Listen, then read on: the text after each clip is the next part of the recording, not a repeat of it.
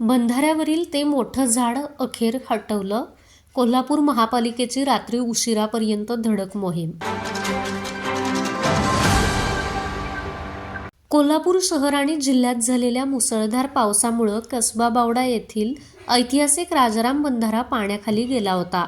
मात्र नदीची पाणी पातळी ओसरताच या बंधाऱ्यावरती एक मोठं संकट निर्माण झालं होतं. पाणी ओसरल्यानंतर बंधाऱ्यावरती मोठ्या प्रमाणात गाळ, कचरा आणि झाडांच्या भल्या मोठ्या फांद्या अडकल्या होत्या.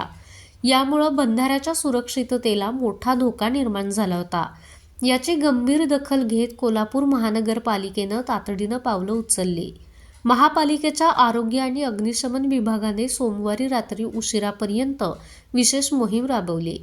JCB आणि आधुनिक कटर मशीनच्या सहाय्याने बंधाऱ्यात अडकलेलं ते मोठं झाड आणि कचरा बाजूला करण्यात आला. तसेच रस्त्यावरील गाळ पाण्याच्या टँकरनं धुवून काढण्यात आला आणि परिसरात दुर्गंधी पसरू नये म्हणून औषध फवारणी सुद्धा करण्यात आली.